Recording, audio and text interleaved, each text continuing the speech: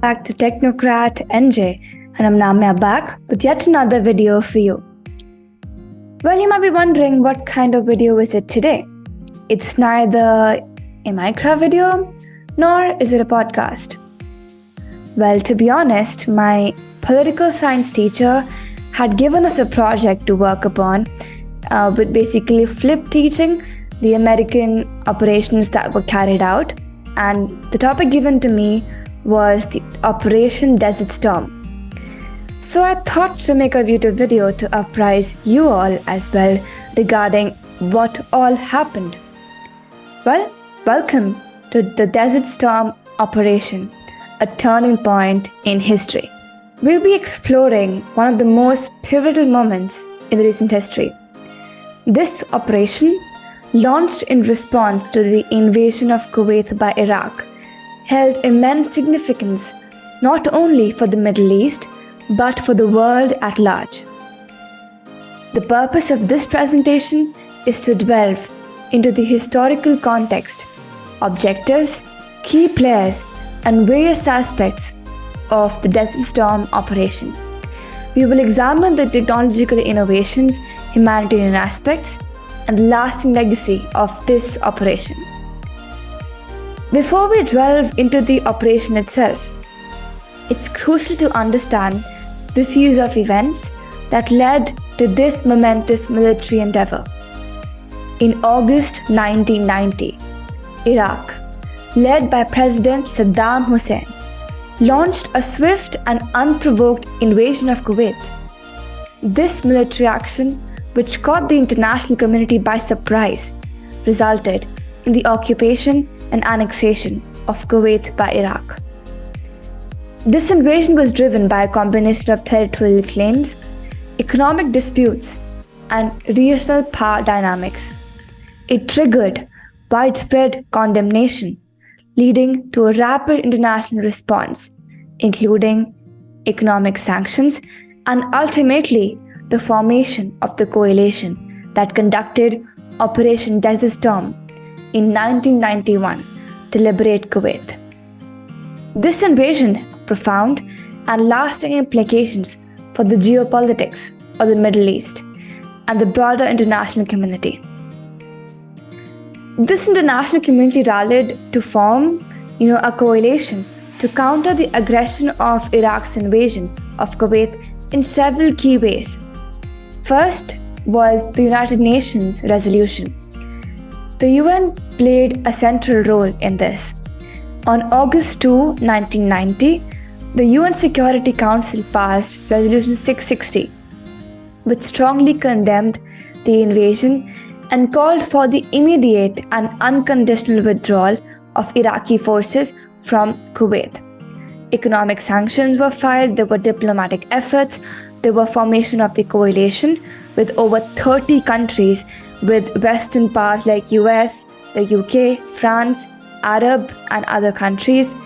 The UN Security Council even passed Resolution 678 in November 1990, which authorized the use of all necessary means to enforce its previous resolutions, including military force, if Iraq did not withdraw from Kuwait by January 15, 1991, and many more. Moving forward to the objectives of the operation. One of the primary objectives was the liberation of Kuwait from Iraqi occupation. Certainly involved a twofold strategy. First, air campaign. The coalition's air campaign, known as the Air War, was the first crucial step. It involved precision airstrikes, strategic bombing, psychological warfare, and following the extensive air campaign, the coalition launched ground offensive to liberate Kuwait.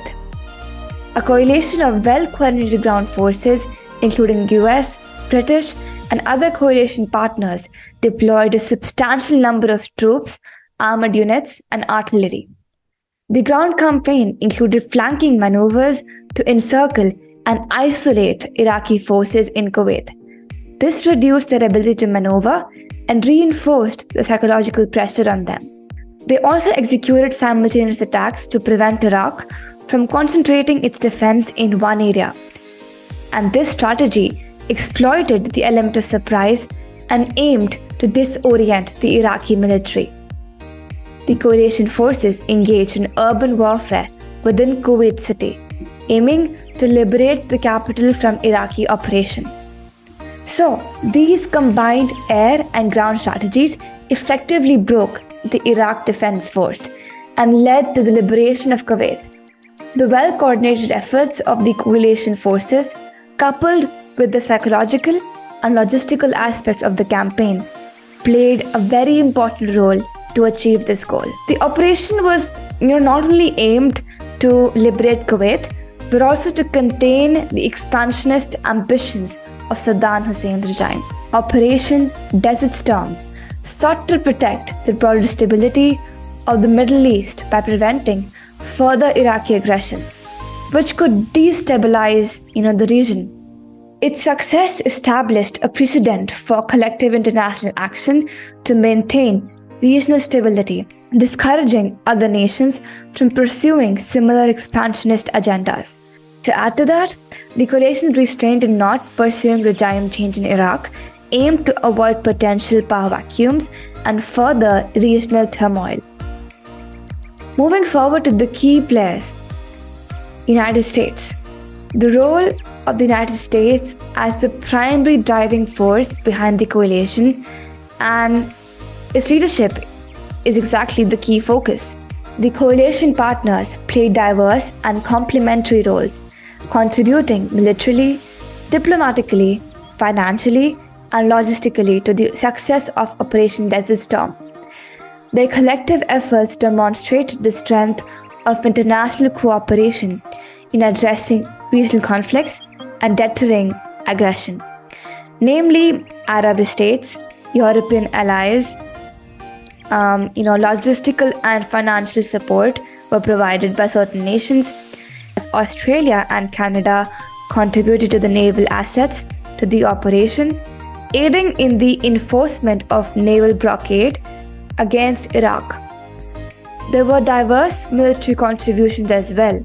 For instance, the US Marines played a critical role in the ground offensive, while French and British forces made important contributions to the air campaign. Coming forward to Iraq and Saddam Hussein. From the perspective of Iraq and its leader Saddam Hussein, the Desert Storm operation was seen as a defensive response to what they perceived as external threats and provocations. Saddam Hussein framed the invasion of Kuwait as an attempt to reclaim what he considered historically a part of Iraq. Iraq's leadership argued that Kuwait was overproducing oil, driving down oil prices, and thereby harming the Iraqi economy. Saddam Hussein portrayed Iraq as standing up to what he perceived as Western imperialism. He positioned the conflict as a struggle against Western interference in the Middle East. He sought out to garner support from the Arab world by framing Iraq's actions as a call for Arab unity against perceived Western and Israeli threats. Moving ahead, I would like to talk about Operation Desert Shield, which first of all came up with the building of coalition forces in the region. They rapidly deployed to the region with Saudi Arabia serving as a key base. This also included the same Resolution 660 that was passed by UN for diplomatic operations and efforts that were held that time. These diplomatic initiatives and resolutions provided the legal and diplomatic basis for the coalition's actions. Preparations made by the coalition forces leading up to the offensive in Operation Desert Shield included extensive logistical planning, the assembly of a well-coordinated multinational force, training exercises, stockpiling of equipment, supplies, and intelligence gathering. These preparations were vital in ensuring a successful transition from the defensive posture of Desert Shield to the offensive stage of Operation Desert Storm. Here were the three main things that were carried out in Operation Desert Storm. First, the air campaign. It had several objectives. be, the destruction of Iraqi military infrastructure, the suppression of enemy air defenses. A psychological objective was to lower Iraqi morale and encourage defections. Targeting supply lines and transportation networks hindered Iraq's ability to resupply and reinforce its troops in Kuwait. The air campaign provided close air support for coalition ground forces, helping to neutralize Iraqi threats and create safe corridors for ground operations. Several key airstrikes were held during Desert Storm that stand out their significance. The shock and awe strategy. The opening salvo of the air campaign, known as Operation Instant Thunder, unleashed a massive wave of airstrikes on key military targets in Iraq. This also included strikes on Saddam Hussein's palaces, government facilities, and military infrastructure. Second, the Highway of Death, where retreating Iraqi forces and vehicles were targeted, causing significant damage and destruction.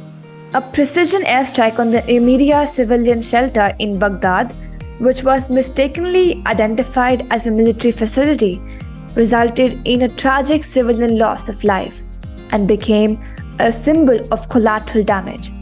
Fourth, oil infrastructure.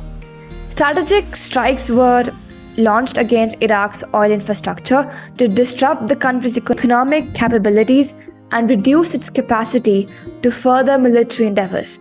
Second was ground campaign, which we have already talked about. Moving forward to the technological innovations. In Operation Desert Storm, precision guided munitions, also known as PGMs, revolutionized warfare. These munitions, like laser-guided bombs and cruise missiles, improved accuracy, reducing collateral damage and increasing the effectiveness of airstrikes. PGMs allowed coalition forces to target critical military infrastructure with precision, minimizing civilian casualties and collateral damage.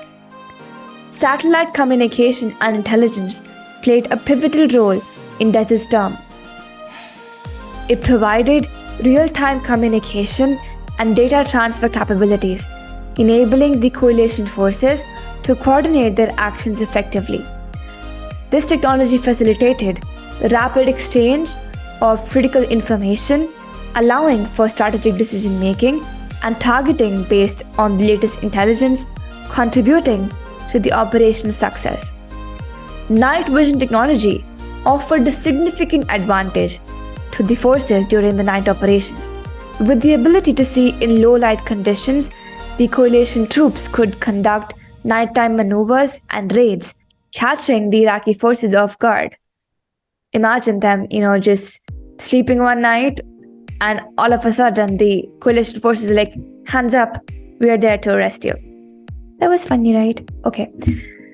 This technology increased the coalition's operational flexibility and disrupted the Iraqi military's defensive plans, contributing again to the success of the operation.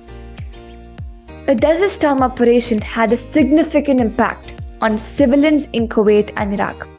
The extensive airstrikes and ground offensive resulted in damage to infrastructure and loss of life. The civilians in the regions faced a dire humanitarian situation, with homes destroyed, access to basic services disrupted, and psychological toll of living through a conflict.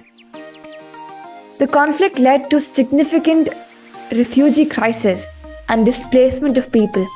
Many Kuwaiti and Iraqi civilians fled their homes to escape the violence. Refugees faced challenges regarding safety, shelter, and access to necessities. The operation's impact on displaced people, both internally and externally, underscored the humanitarian consequences of the conflict. International relief efforts played a crucial role in addressing the humanitarian impact of Desert Storm. Humanitarian organizations and governments provided aid, including food, medical supplies, and shelter to those affected by the conflict. These relief efforts aimed to alleviate the suffering of the civilians and mitigate the long-term consequences and conflict of the region. Now comes the most important thing, aftermath and legacy. The ceasefire marked the end of Operation Desert Storm and the withdrawal of coalition forces from the region. This brought an immediate end to combat operations and restoration of Kuwait's sovereignty, concluding the military phase of the operation. The long-term consequences of this operation in Middle East were significant. It demonstrated the capability and willingness of the international community to respond to aggression, which deterred further expansionist actions. It also had implications for regional dynamics, including the containment of Saddam Hussein's regime and alteration of the balance of power in the region. Post-operation, the UN continued to be involved in Iraq.